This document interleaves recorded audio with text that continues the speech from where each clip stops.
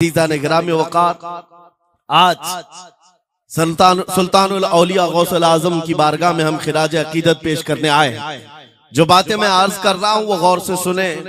करामात ये औलिया इकराम की जिंदगी का हिस्सा है, अल्लाह की तरफ से उन्हें दिया गया। करामत क्या है? ऐसा मुहय्यिरुल अक़ूल काम, अक्ल को हैरत में डाल देने वाला काम जो आम इंसान नहीं कर सकता, आम इंसान की अक्ल में ना आए, अल्लाह के वली से सादिर होने वाला ऐसा कोई काम, उसको करामत कहते हैं। लेकिन करामत औलिया इकराम की विलायत को साबित करने के लिए जरूरी नहीं। औलिया इकराम की विलायत को साबित करने के लिए करामत नहीं दिखाई जाती, शरीयत पर इस्तिकामत ये विलायत की अलामत है। अगर वो मजबूती के साथ हर जमाने में अपने दीन पर जमा हुआ है, वो अल्लाह का वली है, वो अल्लाह का वली है। आज भी हमारी कौम औलिया को ढूंढने पर लगी हुई है। सुनो, अल्लाह का वली ढूंढना चाहते हो तो ढूंढने के लिए निकलते हैं और पीछे पड़ जाते हैं, देखते हैं ये ठोकर मार करके सोने का सिक्का निकाल सकता है कि नहीं निकाल सकता है। औलिया को इन्हीं बातों पर आज भी लोग परखते हैं, सोचते हैं कि अभी बाबा आसमान पर उड़ेंगे तो मैं समझ लूंगा अल्लाह के वली हैं, पानी पे चल के दिखाएंगे तो मैं समझ लूंगा अल्लाह के वली हैं, मैं यहीं बैठा हूं अचानक मेरे पास पैसों का थैला खोल के दे दें अल्लाह के वली होंगे। यानी तुम एक जगह बैठे रहो, हलवा खिलाने वाले बाबा जिसको तुम समझोगे अल्लाह का वली है। मेरे अजीजों, ये जो चीजें तुम समझ बैठे हो अल्लाह के वली के लिए, ये जरूरी नहीं, बल्कि ये देखो कि वो नबी पाक की शरीयत पर कितना कायम है, मेरे नबी के रास्ते पर कितनी मजबूती से जमा हुआ है। मैं आपको पूछता हूं, सैयदुश शुहदा इमाम अली मकाम इमाम हुसैन आजम से बढ़कर अल्लाह का वली कौन? अल्लाह का वली कौन है? सारे औलिया इकराम की निस्बत वहां जाकर खत्म होती है। उस हुसैन आजम को देखे करबला के मैदान में अपने बच्चों की कुर्बानी के सामने भी जमे रहे, डटे रहे, करामत का इजहार नहीं किया, शरीयत पर इस्तिकामत लोगों को दिखाया। दुनिया में जैसी भी आफतें आ जाएं, मुसीबतें आ जाएं, अगर दीने मुस्तफा पर जमा हुआ है, इस्तिकामत के साथ खड़ा हुआ है, वो उसकी सबसे बड़ी विलायत है, वो सबसे बड़ा वली है। अल्लाह का वली वो है जो शरीयत पर जमा हुआ है, डटा हुआ है, कायम है। और करामात औलिया इकराम की जिंदगी का एक छोटा हिस्सा है, छोटा हिस्सा है, और इस्तिकामत ये बहुत बड़ा हिस्सा है। जमे रह जाना किसी बात पर, खौफ ना खाना बातिल ताकतों से, न डरना इन जालिमों से, ये औलिया इकराम की जिंदगी का खास वतीरा है। आज हम सबको जिस चीज की जरूरत है वो करामत की नहीं, इस्तिकामत। करामतें सुनते भी आया, अब करामत से आप ये समझते हैं कि काया पलट जानी चाहिए। लोग आज मजाक भी करते हैं, कुछ वो मॉडर्न ख्याल के डॉक्टरों और प्रोफेसरों के लेक्चर सुन करके पागल जो हो चुके सोशल मीडिया पर, वो भौंकते हैं करामात औलिया पर। क्या अब करामात क्यों नहीं दिखाते अल्लाह के औलिया? ये जो हालात बदले हुए हैं, इन हालात में इनकी करामतों से जमीन क्यों नहीं पलट जाती, जालिमों के मुंह में कीड़े क्यों नहीं पड़ जाते? मेरे अजीजों, पूरी दुनिया करामात से नहीं चलाई जाती, वल्लाह मुसब्बिबुल अस्बाब, अस्बाब पर रखा है। एक मशहूर जमाना बुजुर्ग हजरत मोहम्मद जाम रहमतुल्लाह अलैह बगदाद के हलाकू के जमाने के थे, हलाकू बादशाह जिसने बस्तियों की बस्तियां वीरान कर डाली और इतने कत्ल कर दिया था, जहां से गुजरता था इंसानों की खोपड़ियां। उसका जब बगदाद पर हमला करने का इरादा हुआ तो बगदाद से कई मील दूर उसका लश्कर लेकर वो पड़ाव किया और अपने 2 सिपाहियों को बगदाद का मुआयना करने के लिए भेजा। और उसकी दहशत तारी थी सब शहरों में, हलाकू अगर आ गया तो हिलाक हो जाएंगे, इसके फौजी सबको बर्बाद कर डालेंगे। हलाकू का नाम सुनते ही लोगों में दहशत तारी होती थी। तो 2 सिपाही, 2 फौजी हलाकू के बगदाद मुआयना करने के लिए आए तो लोगों में खलबली मच गई, अब जाएं तो कहां जाएं?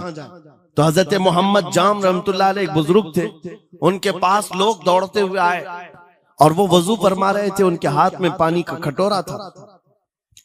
और आकर के लोग रोने लगे, हुजूर हलाकू आ गया, बगदाद तबाह कर डालेगा, बगदाद को बर्बाद कर देगा, आप बचा ले, अल्लाह के वली हैं, आप दुआ करें।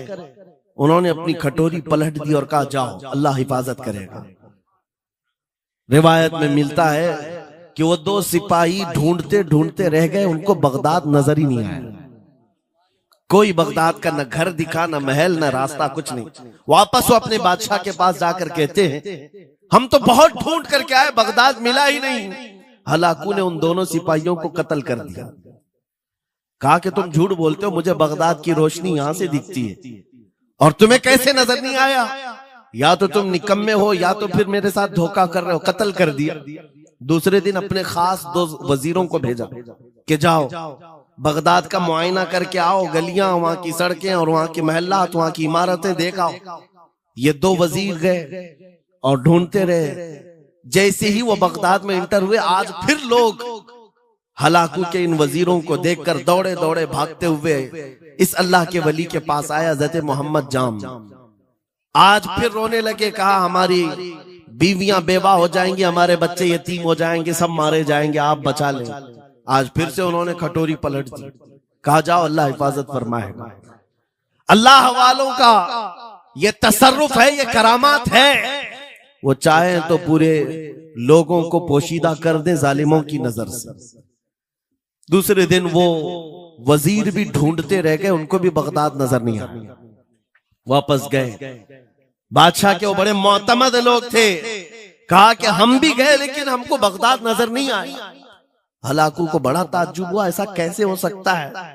लोकेशन बिल्कुल सही है, हम सामने चंद मील के फासले पर है और इनको बगदाद नजर क्यों नहीं आता? तीसरे दिन उसने कहा कि अब किसी मुआयने की जरूरत नहीं, कोई जायजा लेने की जरूरत नहीं, हम डायरेक्ट जाते हैं, फौज को तैयार करो। पूरी फौज को लेकर के जब तैयार होकर वो बगदाद के सरहद पर आकर खड़ा हो गया, उसके जंग का बिगल बजा और तबाही के आवाजें आने लगी, तो आज लोग फिर दौड़ते हुए हजरत मोहम्मद जाम के पास आए और उनसे रो रो कर गिड़गिड़ाने लगे, कहा आज तो आफत आ गई, बड़ी बला आ गई। तवज्जो से सुनना मेरे अजीजों, आज आप अगर ना बचाएं तो सब तबाह हो जाएंगे, बर्बाद हो जाएंगे। आज आप अपनी कटोरी उठा रहे थे, उन्हें गैब से निदा आई, ए मेरे महबूब बंदे, कब तक तुम अपनी कटोरी उठाकर इनको बचाते रहोगे? इनको मोहलत दी गई थी अपने अमाल दुरुस्त करने की, ना इन्होंने तौबा किया, ना अपने अमाल दुरुस्त किए। इनको इनके हाल पर छोड़ दो। अल्लाह के वलियों को हुक्म होता है अल्लाह का, अब इन्हें न बचाया जाए तो जाहिर सी बात है वो हुक्म इलाही के पाबंद है। उन्होंने वो कटोरी छोड़ दी। फिर हलाकू दाखिल हुआ बगदाद में और ऐसी तबाही मचाई थी कि पूरे बगदाद की सड़कों में सिर्फ खून ही खून था। तबाह बर्बाद कर दिया, ईंट से ईंट बजा डाली। इस वाक़े को मैंने पढ़ा, उसके बाद ये महसूस हुआ अल्लाह के औलिया इकराम मदद जरूर करते हैं, लेकिन एक वक्त तक, जब वो वक्त आ जाए अल्लाह की तरफ से मना हो जाए कि ये कौम बड़ी सरकश है, अब इनकी मदद ना की जाए, तो फिर ये हाथ उठा लिया करते हैं और इनको हालात पर छोड़ दिया जाता है। अजीज़ान गिरामी वक़ार, औलिया कामिलीन की करामतों पर भौंकने वालों से भी मैं यही कहूंगा, वो चाहे तो पल भर में हालात हमारे बदल दें, चाहे तो जमीन को उलट पलट दें, लेकिन वो अल्लाह के हुक्म के पाबंद होते हैं। और लोगों के लिए ये बात है, नसीहत है कि जब ऐसे हालात आ जाएं, आप इधर उधर भागने की बजाय पहले अपने दिल की तरफ देखें, कहीं मेरे गुनाहों से दिल के धब्बे बढ़ तो नहीं गए, मेरा दिल सियाह तो नहीं हो गया। सच बताओ मेरे अजीजों, इतने सख्त हालात के बाद कितने लोगों को ऐसी तौफीक हुई कि रात का अंधेरा छा गया हो और तौबा करने का जज्बा बढ़ गया हो, रात के वक्त बैठ करके रोने लग गया हो।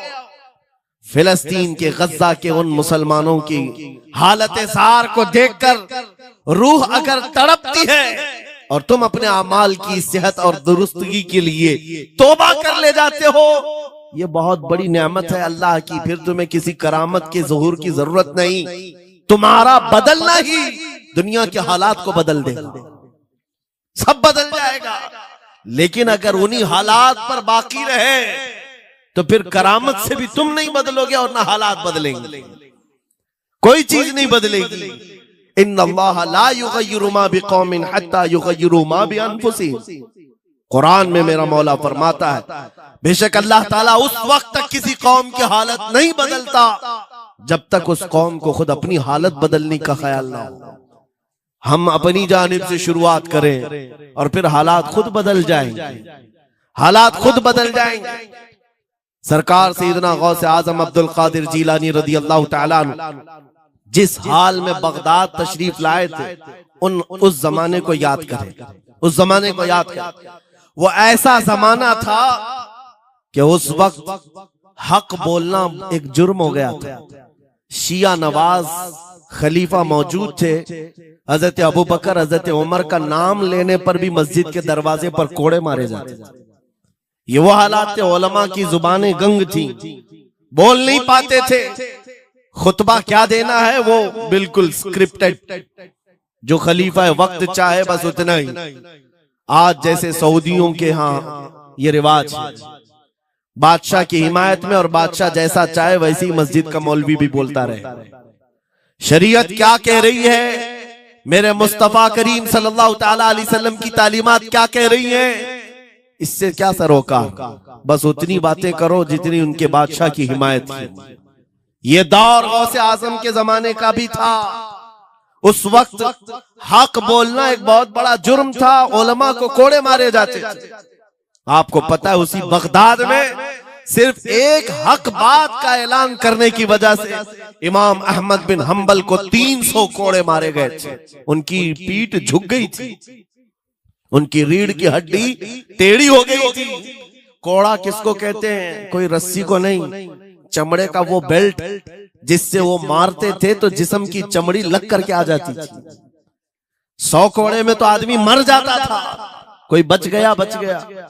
300 कोड़े खाए उस इमाम की बात कर रहा हूं जिसको मेरे नबी की 5 लाख हदीसें याद थी। वो इमाम अहमद बिन हंबल इतने बड़े इमामुल हदीस कोड़े खाते थे तो किस बात पर, सिर्फ हक बात का ऐलान बरसरे पैकार करते थे, सबके सामने करते थे। उन्होंने कोई बादशाह की रू रियायत नहीं की, उन्होंने ये नहीं देखा कि ये क्या चाहते हैं, बल्कि हमेशा ये देखा कि मेरे नबी की शरीयत क्या चाहती है। मेरे अजीजों यही बड़ी करामत है। गौसे आजम की बड़ी करामतों में से करामत ये है, उस जमाने में आप बगदाद तशरीफ लाए जब हालात ऐसे थे कि हक बोलना दुश्वार था, और आप जब मस्जिद पर खड़े, मस्जिद के मिंबर पर खड़े होकर ऐलान करने लग गए, हैबत ऐसी तारी थी कि कोई आपको रोक ना सका, और आपके ये हक्कानियत की तबलीग फैलती गई। शुरू में 10 लोग, फिर 20 लोग, फिर 100-200, फिर 1000-2000। गौसे आजम ने चंद महीनों में जो खुतबात दिए, आपके खुतबात का आलम यह था कि फिर 70,000 का मजमा बराबर सुनने के लिए आया करता।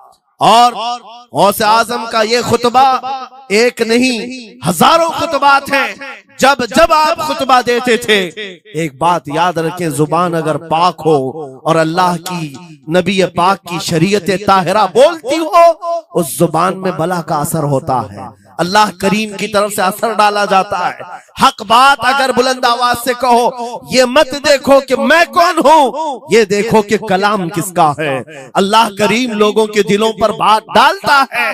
गौसे आजम की जुबान से निकले हुए कलमात ऐसे हुआ करते, मजमा खत्म होने से पहले पता नहीं कितनों की तो लाशें उठाई जाती थी, कितने तो वहां बेहोश हो जाते। किस बात पर? इतना असर करता दिल पर कि लोग कपड़े फाड़ लेते थे। खुतबे के अंदर, बयान के अंदर ऐसा असर होता कि लोग बैठे बैठे मदहोश हो जाते, कोई जोश हाल में कपड़े फाड़ डालते।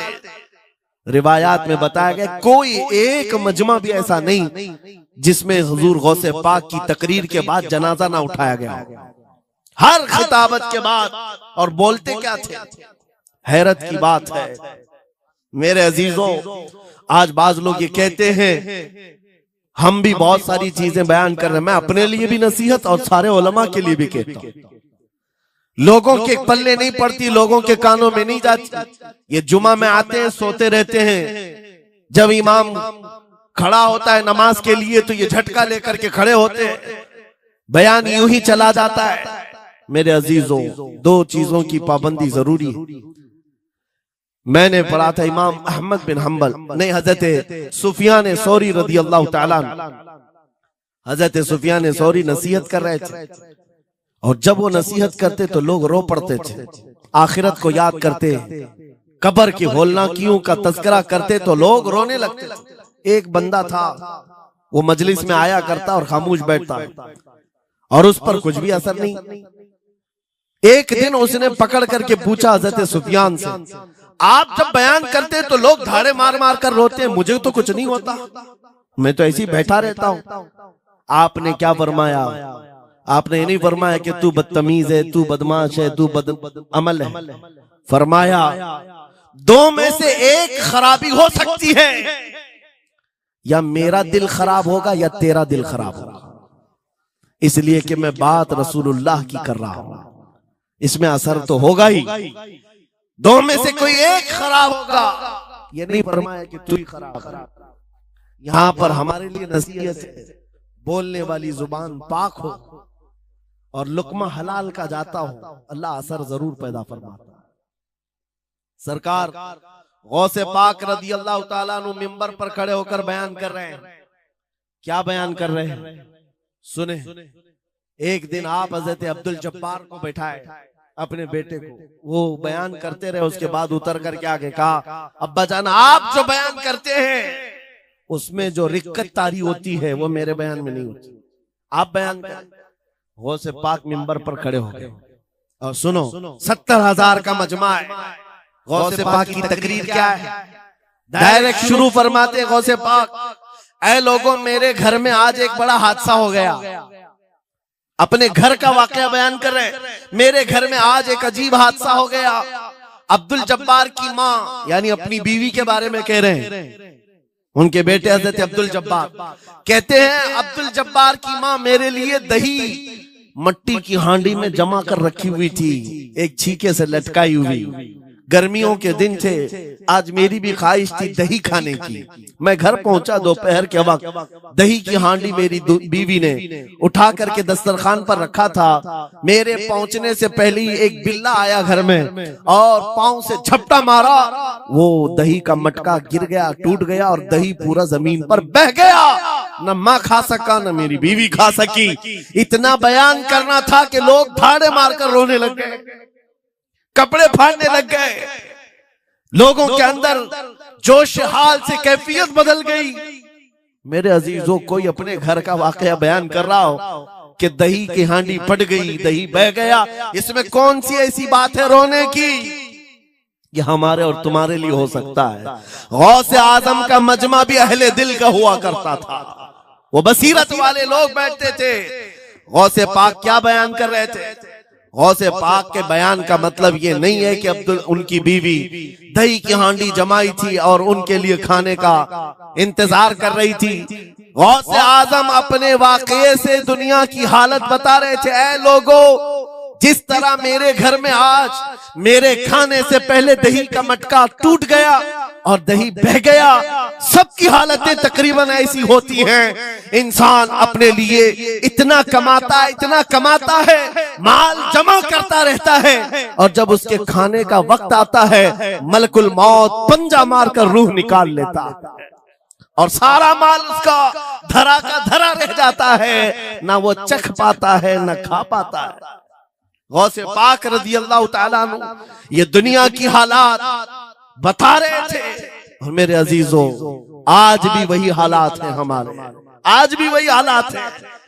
हमने कमाने के लिए अपनी सेहत गंवा दी, रात नहीं देखा, दिन नहीं देखा, दौड़ते रहे माल हासिल करने के लिए, इतना जमा कर लूं, इतना जमा कर लूं, इतना जमा कर लिया, जब तक तो सेहत बिगड़ गई, शुगर भी आ गई, बीपी भी आ गई, और ऐसी बीमारियां लग गई कि अब इनको ठीक करने के लिए जितना जमा किया था खर्चा करते रहो।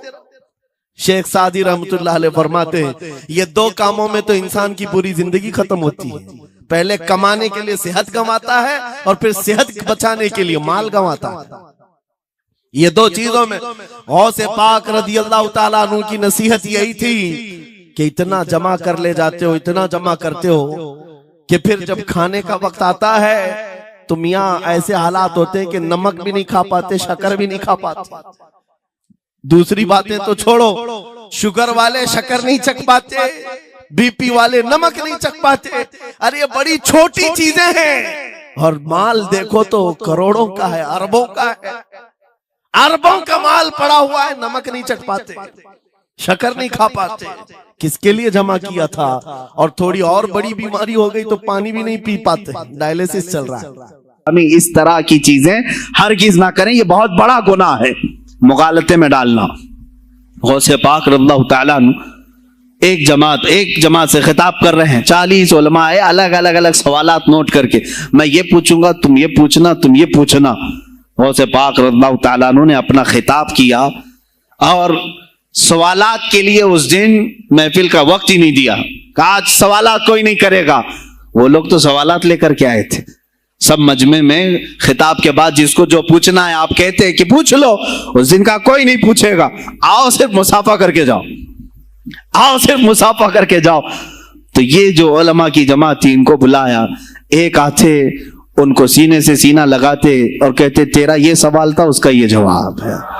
दूसरा आता उससे कहते तू ये घर से सोच के आया था, तेरा सवाल ये है, उसका जवाब ये है। इस तरह 40 से मुसाफा किया, मुआनका किया, उनके सवालात के पूछने से पहले जवाबात भी दे दिए और उसके बाद कहा क्या है गिरोहे उलमा, तुम सवाल करते और मैं जवाब देता तो अब्दुल कादिर की क्या इसमें खुसूसियत थी? तुम सवाल भी ना करो, मैं जवाब दूं, तब पता चलेगा कि मैं बंदे कादिर हूं, मैं कादिर का बंदा हूं। तुमने सवाल भी नहीं किया और मैं जवाब दूं तो तुम्हें एहसास होगा कि मैं कादिर का बंदा हूं। अल्लाह रब्बुल इज्जत का के सिफाती नाम है। अजीजा ने गिरामी वक़ार, उलमा ने तंग किया, परेशान किया, आपके मजमों को रोकने की कोशिश की, लेकिन ऐसा नहीं है कि गौसे पाक ने हर एक को अपनी करामत से ज़ेर कर दिया हो, उन उलमा को पूरा सुला दिया हो। नहीं, फेस किया है, मुकाबला किया है, परेशानियां उठाई हैं और खुलफा के वक्त के सलातीन की भी बहुत सारी ऐसी सख्तियां थी जिसको आपने बर्दाश्त किया। कई लोगों ने आप पर पाबंदियां लगाने की कोशिश की थी। ये तो सरकार गौसे पाक की इस्तिकामत थी कि आप जमे रहे। और सबसे बड़ा काम आपका क्या था मालूम? खानकाह के गद्दी नशीनों, गौर से सुनो, जो गौसे पाक का नाम लेते हैं, सरकार गौसे पाक रज़ियल्लाहु ताला अन्हु की इस सिफत को मैं बयान करूं तो ये बगले झांकेंगे। अभी गौसे पाक ने सबसे बड़ा किरदार क्या किया जानते हैं आप? लोग कहते हैं खानकाही माहौल कायम करना है, अल्लाह अल्लाह करो, तस्बीह लो, दिलों की सफाई करो, सब सही है, लेकिन गौसे पाक ने तकरीबन 25 साल सिर्फ जिहाद पर बयान किया है, सिर्फ जिहाद पर। कहा कि ए गिरोहे मुस्लिमीन, तुम पर अल्लाह ने जिल्लत मुसल्लत कर दी है इसलिए कि तुमने कोशिशें तर्क कर दी हैं, हुकूमतों को सही करने के लिए आपने बागडोर संभाल ली थी। गौसे पाक जब बयान करते मिंबर से तो वक्त का जो तख्त था वो भी हिलने लग जाता था। खलीफा मुस्तंजिद बिल्लाह, उस जमाने का खलीफा है, और तंग आ गया। गौसे पाक के पास जब वो बयान करते और उनकी अय्याशियां खोल खोल करके जिक्र करते तो लोगों में अब एहसास जागने लगा, कोई तो अल्लाह वाला आया है जो निजाम खुदावंदी कायम करने की बात कर रहा है, निजाम मुस्तफा कायम करने की बात कर रहा है। बगदाद की यह हालात जब होने लगे, मेरे अजीजों, सुल्तानुल औलिया गौसे पाक की ही शह पर जानते हैं सलाहुद्दीन अयूबी जैसा एक मर्द मुजाहिद पैदा हुआ है। यह आपकी तहरीक थी, गौसे पाक की तहरीक थी कि जब बाज़ंतीनी ईसाइयों से आपने अपनी पूरी उम्मत को आगाह किया कि तुम सो रहे हो, तुम अपनी अय्याशियों में हो, तुम अपने नशे में हो, तुम्हारा दुश्मन ताक में लगा है, घात लगा करके बैठा है और हुआ भी यही कि गौसे पाक के विसाल के सिर्फ 10 साल बाद सलीबियों ने हमला शुरू कर दिया बगदाद पर, मिस्र पर, तुर्की पर, हर जगह। और यही हमले की वजह थी सलाहुद्दीन अय्यूबी जैसा मर्द मुजाहिद खड़ा हुआ और फिर उन्होंने पूरे बैतुल मुकद्दस को फतह करके अपने सर एक सहरा बांधा। आज तक उम्मत उसके एहसान को याद करती है। मेरे अजीजों, गौसे पाक के जमाने के हैं सलाहुद्दीन अय्यूबी। इतना ही नहीं, आप ही की तहरीक थी, गौसे पाक की तहरीक थी कि तुम जवानों को तैयार करो, तुम्हारी जिंदगी अय्याशी के लिए नहीं, अल्लाह का निजाम कायम करने के लिए है। तुम अल्लाह का निजाम कायम करने के लिए आए हो दुनिया में, क्योंकि अल्लाह ने तुम्हें खलीफतुल्लाह कहा है। अल्लाह के तुम खलीफा हो, तुम नायब हो अल्लाह के। तुम यहां पर अपनी मौज मस्ती के लिए नहीं आए। अब इस जमीन पर बात होगी तो सिर्फ मेरे मौला की होगी, इस जमीन पर बात होगी मेरे मुस्तफा की होगी। यह सैयदना अब्दुल कादिर जिलानी का ऐलान था। है कोई आज पीराने इस्लाम वो ऐलान करें कि आज इस जमीन पर सिर्फ हम नामूस रिसालत की बात करेंगे? कौन है? क्यों बैठे हो? गौसे पाक से अगर तुम्हारी अदना सी निस्बत है तो फिर तुम्हें अपने जवानों को, अपने मुरीदों को यह सिखाना होगा कि मोटे मोटे नजराने देने से नहीं चलेगा, अपनी गर्दनें हुजूर को पेश करने के लिए तैयार करो। तुम तैयार हो जाओ अपना खून और अपनी गर्दन बारगाह मुस्तफा में देने के लिए। ये आज तरबियत दो, वरना फिर दुश्मन तुम्हें कच्चा चबाने के लिए तैयार है, कच्चा चबाने के लिए तैयार। अजीजान गिरामी, मैं गौसे पाक की तहरीक आपको बता दूं कौन सी तहरीक थी। वो सलाहुद्दीन अय्यूबी जो बैतुल मुकद्दस फतह किया, ये गौसे पाक की तहरीक है। और फिर चंद सालों के बाद पूरे आलम इस्लाम में जो खिलाफत उस्मानिया कायम हुई, गाजी अर्तगल जो आए, ये तहरीक भी गौसे आजम की पैदा की हुई थी। आपने जवानों को मुतहर्रिक किया था और फिर उम्मत का वो शऊर बेदार किया था जो उनमें मुर्दा कर चुके थे कुछ हुकूमत के कारिंदे। मैं समझता हूं उस वक्त जितने खुलफा बैठे हुए थे खिलाफतों पर, तख्त पर, जो नाम के मुसलमान थे, या उसको हमारी जुबान में समझ लो सब कांग्रेस के थे, जो मुनाफिक थे, यानी दिखते थे बस, लेकिन अंदर से सब निफाक होता था, निफाक होता था।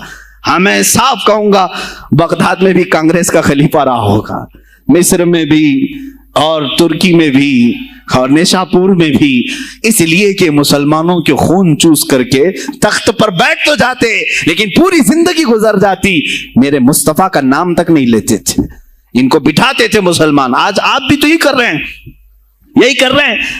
हम अपना अपना समझ करके जिनको ऊपर तक बिठाते हैं, पूरी जिंदगी छान मार करके देख लो, कभी ये निजाम कुरान की कभी बात किया है? कभी मेरे मुस्तफा पर आने वाली आंच के लिए खड़ा हुआ है? कोई नहीं खड़ा होने वाला है। इनके सफेद कुर्ते और इनके सफेद पाजामे सब कफन बनकर रह जाएंगे और कुछ भी नहीं होगा। अजीजा ने गिरामी वक़ार, आपको सरकार बगदाद रज़ी अल्लाह तआला अन्हु की तहरीक में बताऊं, तुर्की से निकलने वाली खिलाफत उस्मानिया गौसे आजम की पैदा की हुई तहरीक थी। इतना ही नहीं, आपके आखिरी जमाने में सरकार ख्वाजा गरीब नवाज मोइनुद्दीन चिश्ती रज़ियल्लाहु तआला अन्हु की मुलाकात बगदाद में हुई।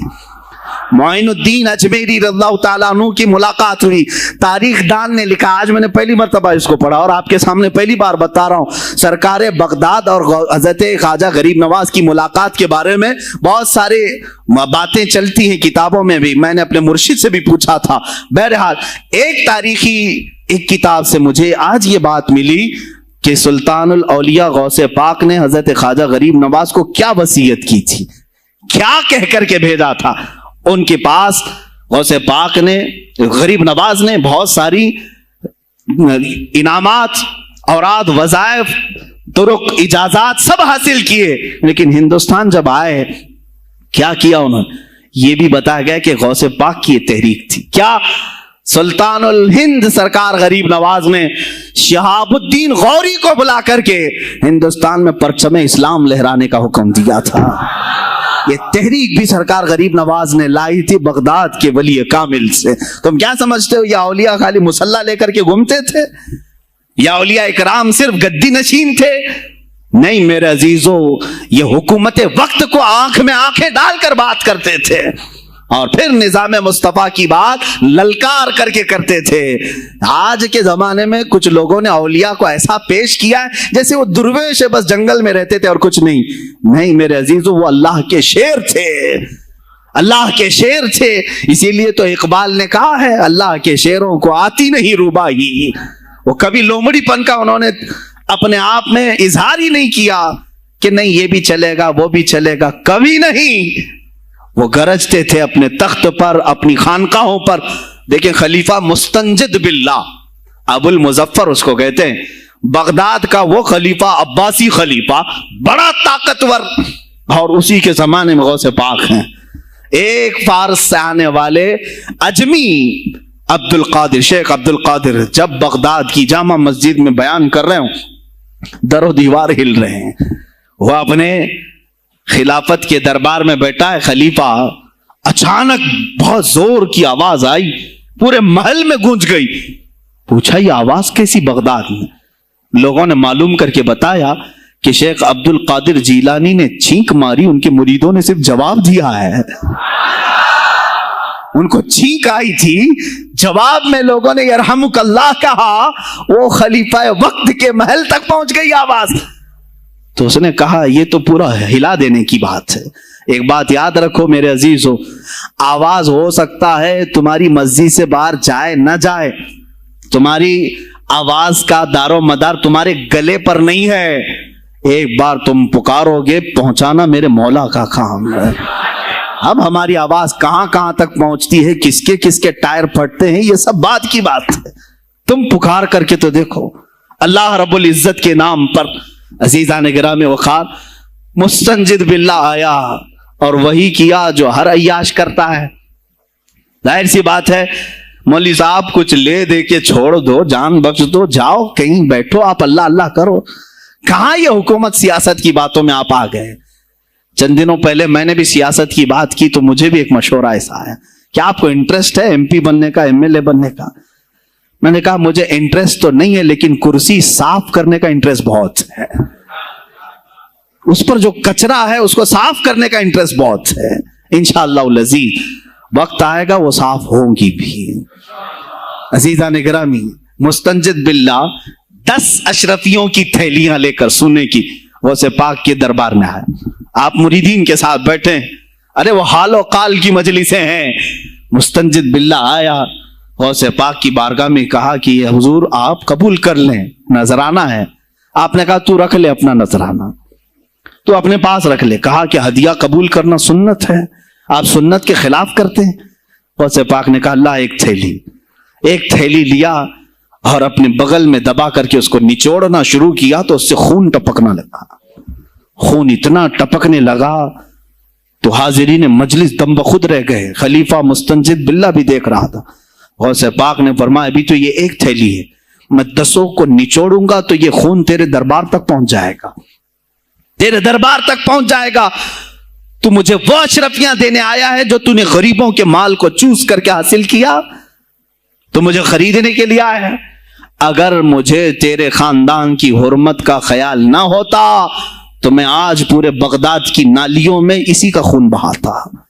खलीफा मुस्तंजिद बिल्लाह बेहोश हो गया और उसके बाद जब होश आया उसने तौबा किया और आपके हाथ पर बैत भी किया। अब उसके बाद वो खलीफा ऐसा पाक हुआ, नजरे गौस जो पड़ी। अब उसके बाद दरबार खिलाफत के हालात क्या हो गए सुने यार, मैं आज सियासत पर बात कर रहा हूं। अब खलीफा मुस्तंजिद बिल्लाह का दिल जब साफ हुआ, 8 दिन के बाद वह हाजिर आया। कहा सुल्तानुल औलिया ए शेख अब्दुल कादिर जिलानी, आप हुक्म फरमाएं कहां किस तरह का गवर्नर रखना चाहिए, गवर्नर किस तरह का होना चाहिए आप दें। गौसे पाक ने अपने खुलफा को हुक्म दिया कि लिस्ट बनाई जाए, इस्लामी सल्तनत में गवर्नर कौन होगा। लिस्ट बनी, कहा वो होगा जिसकी तहज्जुद कज़ा नहीं होती, वो गवर्नरी पर आएगा जो सुन्नत रसूल को हल्का नहीं समझता होगा, वो गवर्नरी पर आएगा जिसकी नमाजें कोई कज़ा बाकी ना रही हो, इसलिए कि जो अल्लाह का कर्जा बाकी रखेगा वो लोगों का भी माल खा जाएगा। आपने लिखाया नाम, खलीफा मुस्तंजिद बिल्लाह ने आपके इशारे पर गवर्नर पूरे तब्दील कर दिए।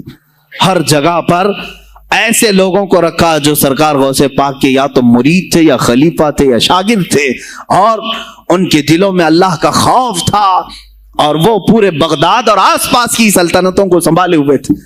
एक वक्त ऐसा आया कि वही चंद साल पहले जो बगदाद नशे में डूबा हुआ था, 10 सालों के बाद लोग कहने लगे कि आज बगदाद ऐसा लग रहा है जैसे उमर बिन खत्ताब का जमाना आ गया हो, उमर बिन खत्ताब का जमाना आया हो। तुमने तो गौसे पाक की 11वीं खाई है ना, इस्लाह हुकूमत उनसे नहीं सीखा। वो आए थे निजाम तब्दील करने के लिए। आज मैं उलमा से भी यही कहूंगा, तुम हक बात तो पहुंचाओ कौम तक। आज हालात ऐसे हैं मेरे अजीजों, डर और खौफ इनके सीनों पर तारी हुआ। किस बात से डरते हो? क्या तुमने अल्लाह की जात पर ईमान नहीं लाया? ये नहीं कहते हो मौत तो हयात अल्लाह के हाथ है, रिस्क अल्लाह के हाथ है, फिर डरते हुकूमत वक्त से क्यों? मुझे अभी चंद दिनों पहले एक मैसेज ये भी आया था कि हजरत आप तो पाकिस्तान के अल्लामा खादिम हुसैन की ताजियत पर बयान कर रहे हो, आप देख नहीं रहे यहां का माहौल कैसा है। अजीजा ने गिरामी, उस दिन मुझे अफसोस इस बात पर हुआ, सवाल पर, हाय अफसोस, इस कदर तुम्हारे जमीर मुर्दा हो गए, इस कदर तुम बुज़दिल हो गए। लाखों लोगों के दिलों में शमा इश्क़ मुस्तफा जगाने वाले पर तुम्हारी जुबान बंद है, तुम्हारी जुबान बंद है। मैंने सिर्फ एक जुमला कहा, कोई फर्क नहीं पड़ता, मैं उस मुल्क में रह रहा हूं जहां का प्राइम मिनिस्टर एक सुअर खबीस फ्रांस के सदर के लिए ट्वीट कर सकता है, तो मैं पड़ोसी मुल्क की किसी आशिक रसूल की ताजियत क्यों नहीं कर सकता? क्यों नहीं ताजियत कर सकता? अगर हिंदुस्तान की तख्त पर बैठने वाले को फ्रांस के सदर से कोई दिली इश्क है, मोहब्बत है, तुम उसकी माशूका हो या महबूबा हो, मुझे फर्क नहीं पड़ता। लेकिन इतना जरूर है, आशिक रसूल मशरिक में हो, शुमाल में हो, जुनूब में हो, मगरिब में हो, जब उसकी रूह जाएगी तो हमारी भी रूह तड़पेगी। हमारी डोर बंधी हुई है मदीनतुर रसूल से। मेरे आका सल्लल्लाहु अलैहि वसल्लम की जो बात करेगा वो फिर किसी भी मुल्क का बाशिंदा हो। तुम कहते हो ताजियत के लिए, अरे मेरे अजीज, अगर मैं सामने होता तो उसके कदमों की खाक में अपने अमामे पर रखता।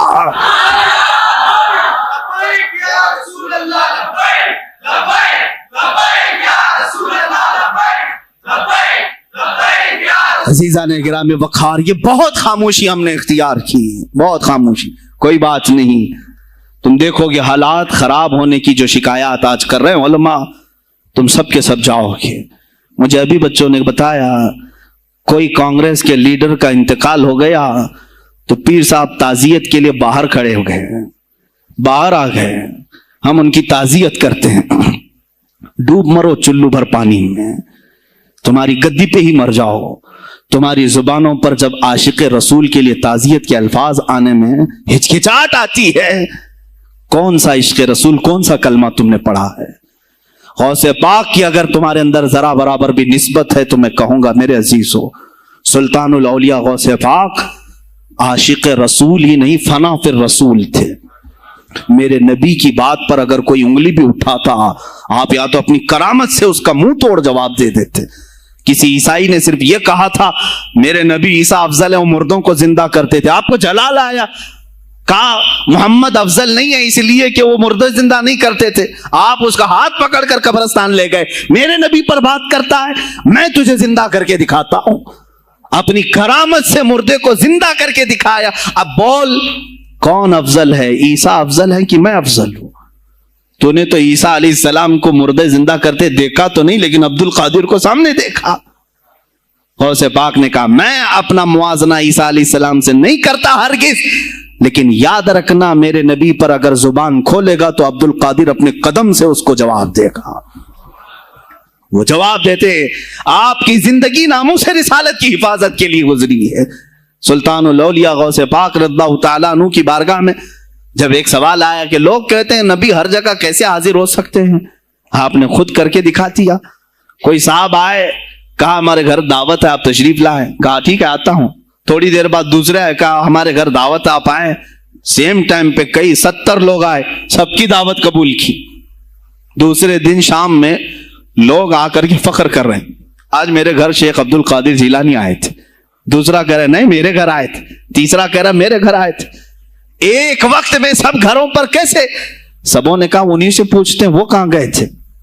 जब लोग आए तो सुनने में यह आता है कि आप एक दरख्त के नीचे बैठे थे, लोग सवाल करने के लिए आए, सब आपस में कह रहे हैं हमारे घर आए थे, हमारे, आप बताएं क्या किसके घर गए थे? तो उन्होंने कहा दरख्त के ऊपर देखो। तो लोगों ने दरख्त के ऊपर निगाह डाली तो देखा हर पत्ते पर शक्ल अब्दुल कादिर नजर आ रही है। फरमाते हैं अल्लाह ने अब्दुल कादिर को ये इतनी कुदरत दी है कि बैक वक्त वो कई जगहों पर हाजिर हो सकता है। तो जब एक गुलाम रसूल को अल्लाह ने ये ताकत दी तो रसूल मुख्तार को कितनी ताकत दी होगी। उन्होंने नामों से रिसालत को वाज़ेह किया है। मेरे अजीजों, औलिया कामिलीन इसीलिए आते हैं, वो नबी का परतव बन करके आते हैं, और आज उनके नाम की 11वीं खा करके मोटे हो रहे हैं, बस और कुछ नहीं।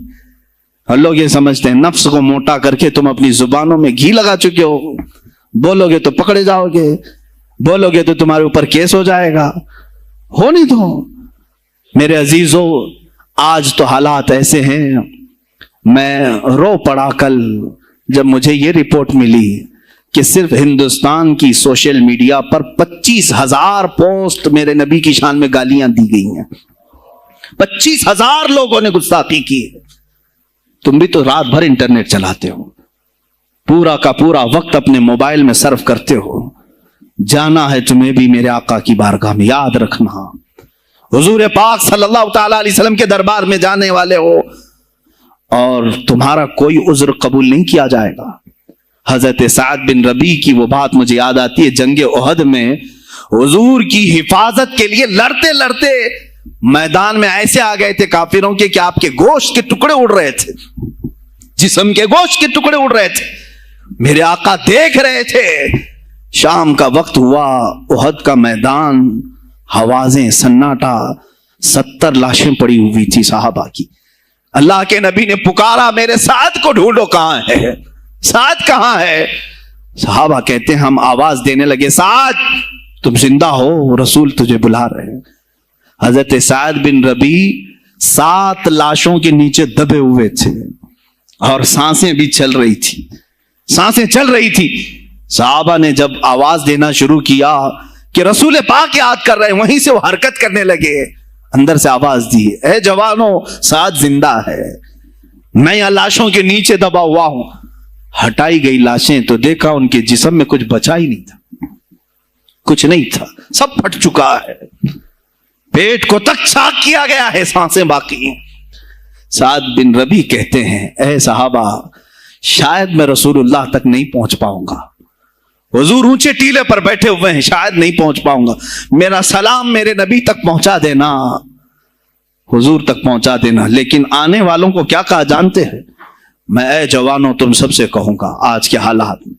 साद इब्न अबी रबी कहते हैं, ए साहबा, मैं तो जा रहा हूं, मेरी आखिरी सांसें हैं, लेकिन अगर तुम्हारी आंखें चमकती रही, तुम्हारे जिस्मों में जान बाकी रही और मेरे नबी पर अगर किसी ने उंगली उठाई और गाली दी, मैं क़यामत के दिन उसे नहीं छोड़ूंगा।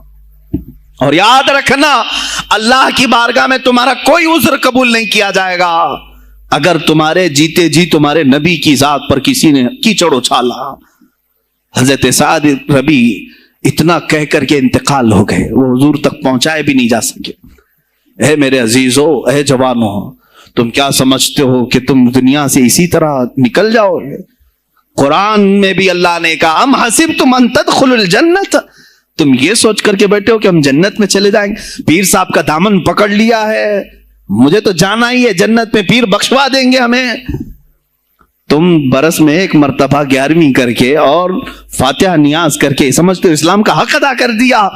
यहां तुम्हारे नबी की अजमत पर रोज बरोज हमले हो रहे हैं। आज कुफ्र खुल करके आया है सामने, नहीं देखते आप? कुफ्र खुल करके सामने आया है तासुब के साथ। हर शहर में जाते हुए गुंडे ललकार रहे हैं इस्लाम के खिलाफ हमारे मुल्क में। अगर मैं खुल करके आया तो मेरा क्या जुर्म है इसमें? मेरा क्या कसूर है इसमें? क्या आप भी मैं ना बोलूं? हाँ, आज तुम्हारे पास ताकत है, पावर है, जो कुछ भी हसर और रसूख है, इससे ज्यादा क्या करोगे कि तुम मुझे जेल में बंद कर दोगे। मैं कल की तफसीर में भी यही कहा, एक मौलाना साहब ने कहा क्या आप इतना बोल रहे हैं, आप पर ऐसे एक्ट लगाए जाएंगे कि जिंदगी भर आपकी जमानत ही नहीं होगी, आप पर ऐसे कानून लगाए जाएंगे कि आपकी जिंदगी भर जमानत ही नहीं होगी।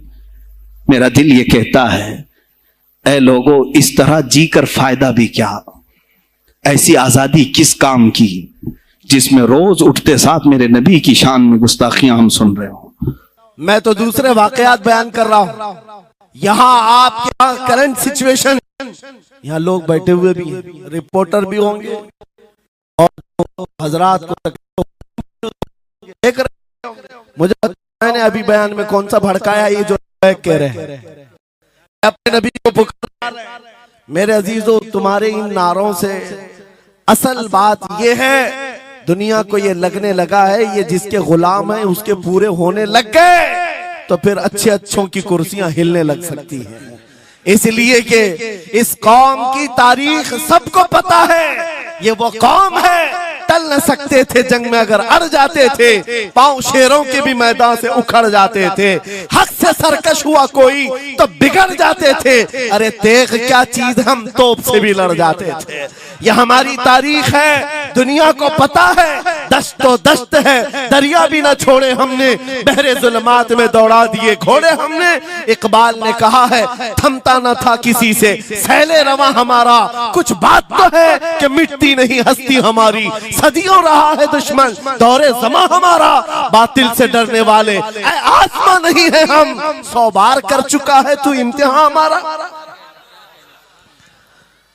इसी बात को लेकर के मोड़ के बिगाड़ करके पैदा किया जाता है। हालात खराब हो जाएंगे आपके बयान का, हालात खराब नहीं होंगे। ईमान अगर मजबूत हो जाता है तो हालात खराब कभी नहीं होते, हालात खराब नहीं होते। आज ऐ सुन्नी मुसलमानों, गौसे पाक रज़ी अल्लाह ताला अन्हु की निस्बत अगर कामिल है, ये बात सुन लो, वक्त खत्म होने को आ गया, मैं अपने वक्त पर समेट लूंगा। आप मिंबर पर खुतबा दे रहे हैं, उलमा भी तवज्जो करेंगे, क्योंकि ये भी मिंबर पर खुतबा देने के लिए खड़े होते हैं और जुमा में मस्जिद पर माइक लेकर के बयान करते हैं, आधा घंटा पौना घंटा। अब तो हालात ऐसी आएंगे इनके साथ, अब तक तो ट्रस्टियों की चिट्ठियां आती थी, सदर सेक्रेटरी बोलता था मौलाना ये नहीं बोलना वो नहीं बोलना, अभी इसके बाद और आगे से भी आएंगे और चिट्ठियां आएंगी कि मौलाना अभी आपको क्या बोलना है इस जुम्मा में। ये डरे भटके हुए लोग जो उलमा की गर्दनों पर राज करते हैं, उनसे भी मैं कहता हूं खोल दो, आजाद कर दो उन जुबानों को जो मेरे मुस्तफा की हैं, जो नबी पाक सल्लल्लाहु अलैहि वसल्लम की हैं।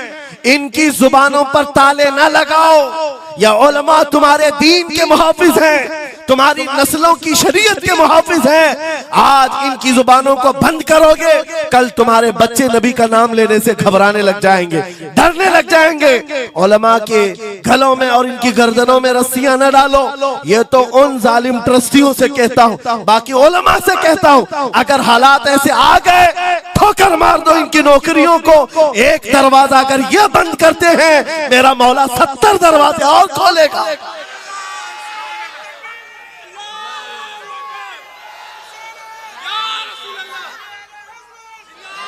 सुनो, गौसे पाक रज़ी अल्लाह ताला अन्हु किस बात से डरते थे? गौसे पाक का खुतबा बयान करने वाले मौलवी हजरात, उलमा सुने, गौसे पाक किससे डरते थे? उनको डराने वाला कोई ट्रस्टी था, कोई हाकिम था, बल्कि हालात ऐसे थे। एक बार खिताब कर रहे हैं मजमे में, बहुत बड़ा मजमा है, खिताब के बीच दरमियान अभी वाज हो रहा है, एक काला सांप गिर गया आपके कंधे पर, सांप गिर गया और गिरा ही नहीं, गिर करके फिर वो आपके गले के अंदर से दाखिल हो गया, आस्तीन में आया, आस्तीन में आया और फिर इधर आया, वो लौट लौट करता रहा। लोग जो मजमे में बैठे थे उन पर हैबत तारी थी, वहशत तारी थी, कोई जगह छोड़कर इधर उधर हो रहा है, लेकिन गौसे पाक का कदम डगमगाया नहीं, ना जिस्म के अंदर कोई हरकत हुई, आपका बयान कंटिन्यू जारी रहा, उसी तरह जारी रहा। वो सांप कभी आपके सामने आया, कभी इधर आया और घूम फिर करके वापस चला गया। बयान आपका मुकम्मल हुआ। लोग खड़े हुए पूछते रहे, या सुल्तान अल औलिया सैयदी शेख अब्दुल कादिर जिलानी, आपके साथ ये जो माजरा हुआ, ये सांप इतना खतरनाक था, देख करके हैबत आ रही थी और आप अपना बयान कंटिन्यू जारी रखे हुए थे, ये क्या माजरा है? गौसे पाक फरमाते हैं, वो सांप तो मुझसे कह रहा था, ऐ अब्दुल कादिर, तुझसे पहले 70 औलिया को भी मैंने ऐसे ही आजमाया है, 70 उलमा को मैंने ऐसे ही आजमाया है, और आजमा कर चला गया। गौसे पाक क्या फरमाते सुनो, ऐ लोगो, तुम मुझसे पूछ रहे उससे डरता था या नहीं डरता था? बात सिर्फ इतनी है, मैं उस कादिर का बंदा अब्दुल कादिर हूं, उस कादिर का बंदा अब्दुल कादिर हूं। मेरे उसकी कुदरत पर ऐसा यकीन है, अगर मौला ने मेरी मौत लिखी है तो ये काले सांप से क्या, चूंटी से भी हो सकती है, और अगर मौत नहीं लिखी, इस तरह के 1000 सांप मेरे गले में आए, मेरी मौत नहीं आ सकती। मेरा उसकी कुदरत पर यकीन कामिल है, इसलिए मैं उसका बयान कंटिन्यू रखा, जारी रखा। आज मैं यही कहता हूं, ऐ सुन्नी मुसलमानों और इन उलमा से भी, अगर हमारी मौत लिखी है, छोटे से हादसे से भी हो सकती है, और अगर नहीं है तो वक्त का प्राइम मिनिस्टर भी तुम्हारी गर्दन पर पैर रखे, मौत नहीं आ सकती, क्योंकि कादिर मुतलक मेरा रब्बुल आलमीन है। वक्त का बादशाह भी तुम्हारी गर्दन पर तलवार रखे, नहीं आ सकती। आपको पता है चंगेज की तारीख? चंगेज एक जालिम बादशाह गुजरा, बहुत बड़ा जालिम, जिसके सर पर 50 लाख लोगों के कत्ल का इल्जाम है। 50 लाख इंसानों का कत्ल मामूली है?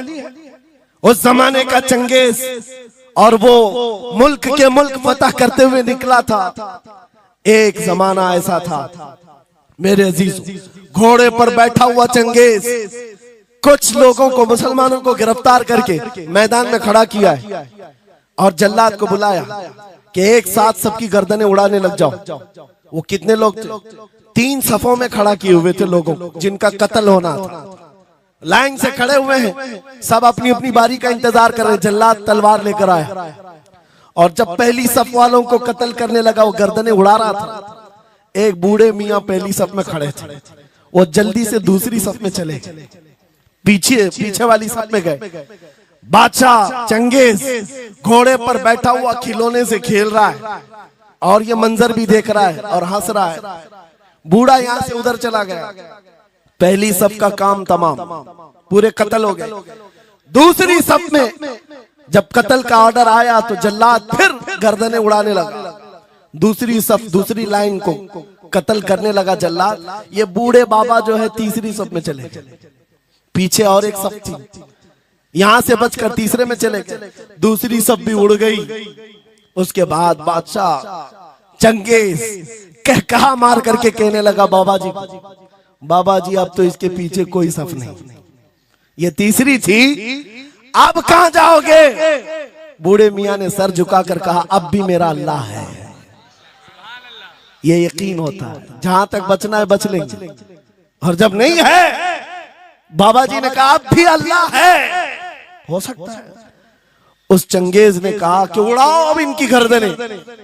अभी जल्लाद तीसरी सफ को उड़ाने ही जा रहा था, अचानक चंगेज के हाथ से वो खिलौना नीचे गिरा, जो खेल रहा था बैठ करके घोड़े पर। जैसे ही वो खिलौना उठाने के लिए नीचे की तरफ आया, उसका पैर जीन से निकल गया और घोड़ा अचानक बिदक गया, सरकश हो गया, और घोड़ा सर पर दौड़ने लगा, और ये एक पैर इसका जीन में फंसा हुआ है और सर नीचे जमीन पर है।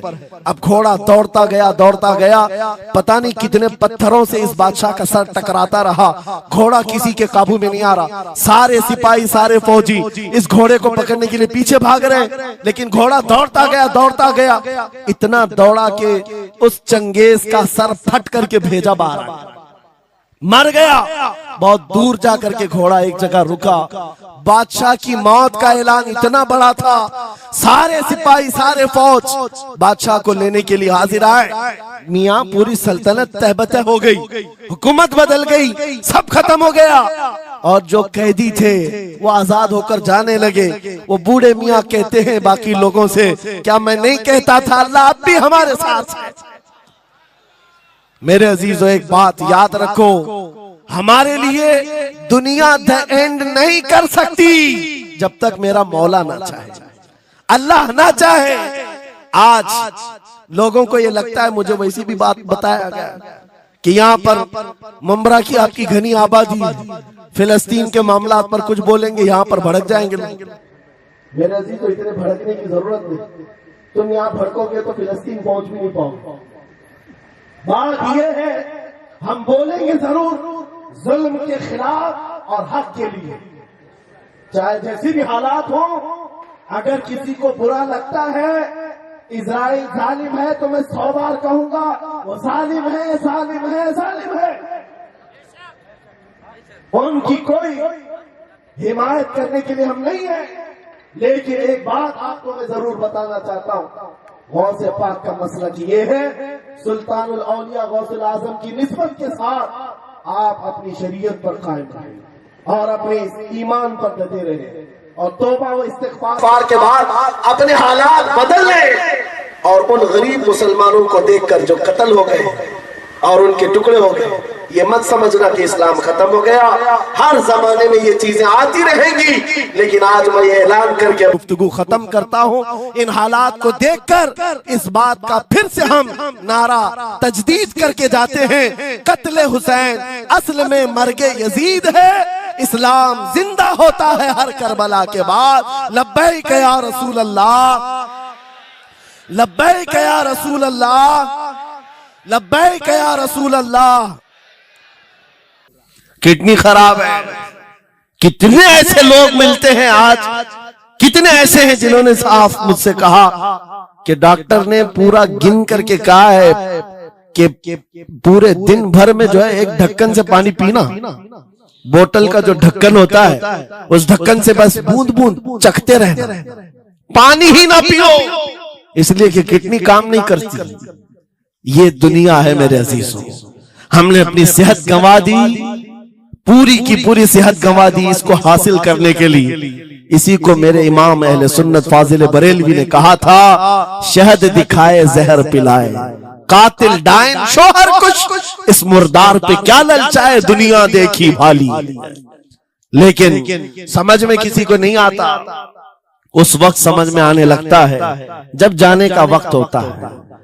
जाने के वक्त हालात ऐसे होते हैं, मैं अक्सर अपने टूर में देखता हूँ, उमरा पे जाते हैं, बगदाद पे जाते हैं, खूब आयश से रहते हैं, सबको पता रहता है प्लेन में सिर्फ 30 किलो का अलाउड है, लेकिन मार्केट में जाते हैं तो उनको कुछ खबर नहीं होती, सब खरीद रहे होते हैं। हो जाएगा, खरीद करके लाकर रूम में भर दिए, और आज शाम में जाना है तो ठोस रहे हैं इस बैग में उस बैग में नहीं घुसा, और उसके बाद फिर एयरपोर्ट पहुंचे तो कभी इसको रिक्वेस्ट कभी उसको रिक्वेस्ट, थोड़ा हमारा भी ले लो, थोड़ा हमारा भी ले लो। अरे वहां सबका चीज है, कोई लेने को तैयार नहीं, फिर खरीदा हुआ वहीं छोड़ करके हसरत भरी निगाह से देखते जाते हैं। किसी की खजूर छूटी हुई है, किसी के मुसल्ले छूटे हुए हैं, किसी के कपड़े छूटे हुए हैं। हर बार हम एयरपोर्ट पे देखते हैं, छोड़ करके जा रहे होते हैं, बड़ी हसरत से देखते हैं। मेरे अजीजों, ये कोई लतीफा नहीं, सेम यही हालात जब दुनिया से जा रहा होता है एक इंसान, मरने से पहले उसकी आंखें फटी रह जाती हैं। क्यों कहा गया है मरने के वक्त सबसे पहले उसकी आंखें बंद कर दो? क्योंकि वो अपना माल देख रहा होता है, अपनी औलाद देख रहा होता है, अपना घर बार देख रहा होता है। मैंने इसको बनाया था, इस तरह से कमाया था, इस तरह से इसको पाला था, ये सब देखता रह जाता है। उनमें से किसी चीज को उठा भी नहीं पाता, ले नहीं जा सकता, यहां तक कि ऐसी हालत होती है खुद जा भी नहीं पाता, दूसरों के कंधों पर सवार होकर जाना पड़ता है। ये दुनिया की हकीकत, गौसे पाक की तालीमात अगर पढ़ते रह जाओ मेरे अजीजों, तसव्वुफ का एक ऐसा किला है, गौसे पाक की तालीमात काफी है तुम्हें तौबा करने के लिए, दुनिया में दिल लगाने के लिए और उससे दिल हटाने के लिए। गौसे पाक की तालीमात काफी है। आपने फरमाया था दुनिया में ऐसे रहो जैसे कश्ती समंदर में चलती, कश्ती समंदर में चलती है, यानी पूरे भरे हुए मौजों के पानी पर कश्ती चल रही है, लेकिन उसका कुछ बिगड़ता नहीं है। हाँ, अगर पानी कश्ती के अंदर आ गया तो फिर कश्ती के लिए खतरा है, डूब जाएगी।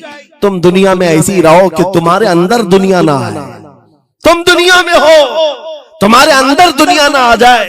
अगर तुम्हारे अंदर दुनिया घुस गई तो डूब जाओगे, फिर यहां से निकल नहीं पाते।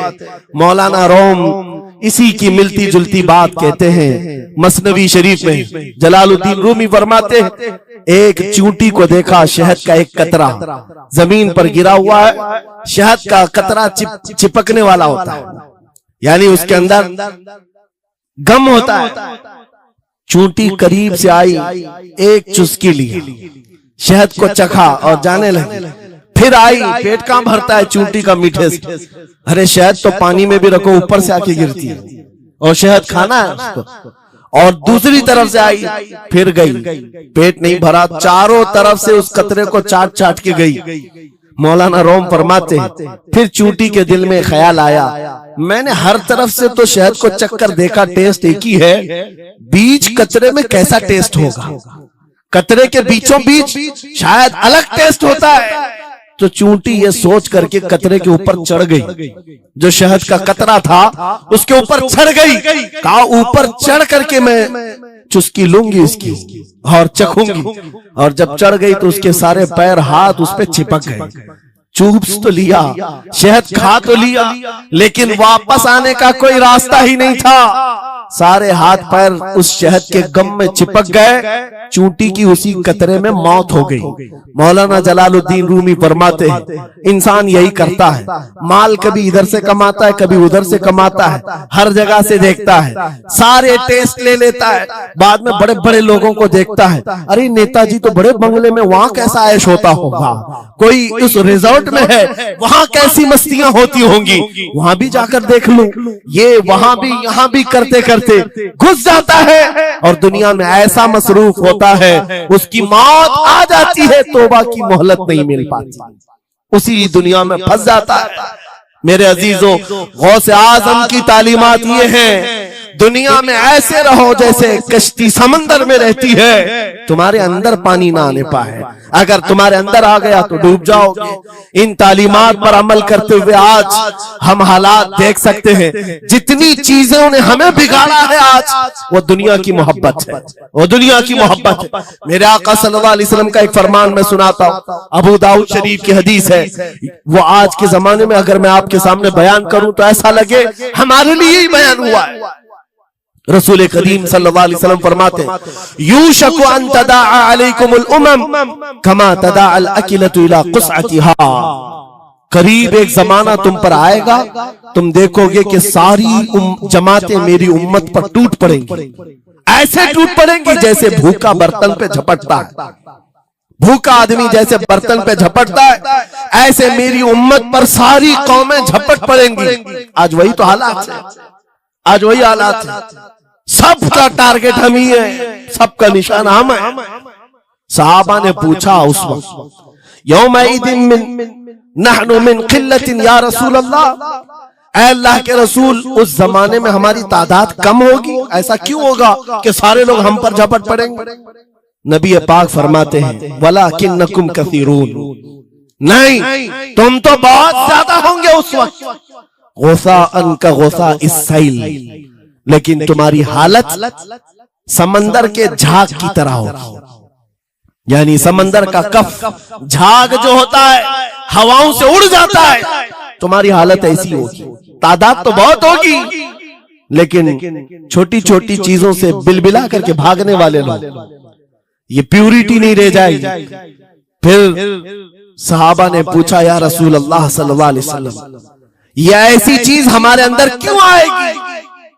मेरे आका फरमाते हैं, वजह दो ही होगी, दो चीजें जब तुम्हारे दिल के अंदर आ जाए तो अल्लाह ताला तुम्हारे दिलों से, तुम्हारे दिलों के ऊपर काफिरों का, दुश्मनों का रौब डाल देगा। तुम डरते डरते जीने लग जाओगे, खौफ के आलम में जीने लग जाओगे।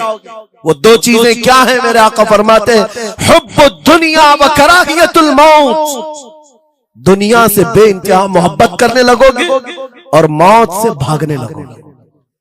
मौत से तुम्हें नफरत हो जाएगी, डरने लग जाओगे।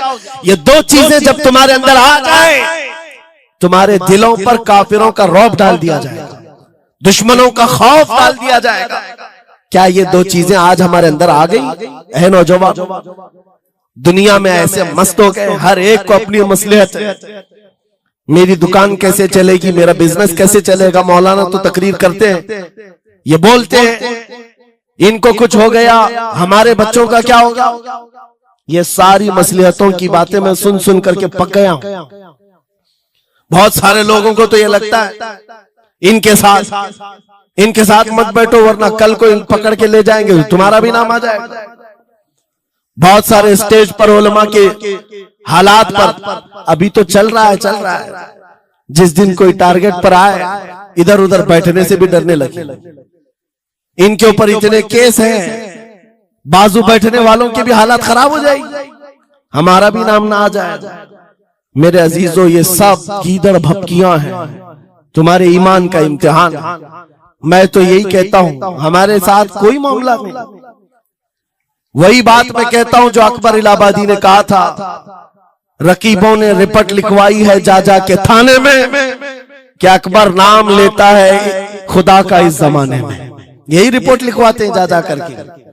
हमारी भी जहां रिपोर्ट लिखी हुई होगी बात यही होगी कि ये रसूलुल्लाह का नाम लेता है और उनके नाम पर लोगों को बात करता है, यही रिपोर्ट होगी। और इस बारे में हम कभी डरते नहीं।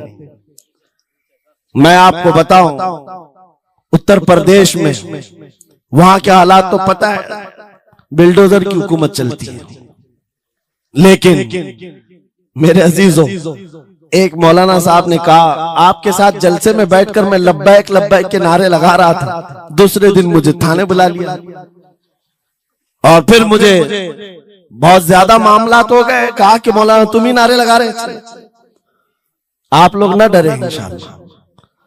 यहां पर तो उन्होंने मुझसे कहा, मैं कहा क्या हुआ, फिर कुछ हुआ? कहा मुझसे कह रहे थे केस हो जाएगा, हालात बिगड़ जाएंगे, खराब हो जाएंगे। मैंने कहा फखर करो मौलाना इस बात पर, दुनिया चोरी करके थाने जाती है और तुम नबी का नाम लेकर जा रहे हो। कौन सा मसला है? बात सिर्फ इतनी है मेरे अजीजों, हम बोलते रहेंगे उस वक्त तक जब तक अल्लाह तबारक व तआला ने जुबान रखी है। नबी पाक की अज़मत और नबी पाक की शरीयत और औलियाए उम्मत की मिदहत बयान करना जुर्म है। यह जुर्म हम 1000 बार करेंगे। अगर ये जुर्म है 1000 बार करें, बल्कि हम दार पर भी, फांसी के फंदे पर भी ये जुर्म करेंगे, क्योंकि हमारे असलाफ ने हमें ये बताया है जो जान मांगो तो जान दे दे, जो माल मांगो तो माल दे दे, मगर ये हमसे कभी ना होगा नबी का जाहो जलाल दे दे।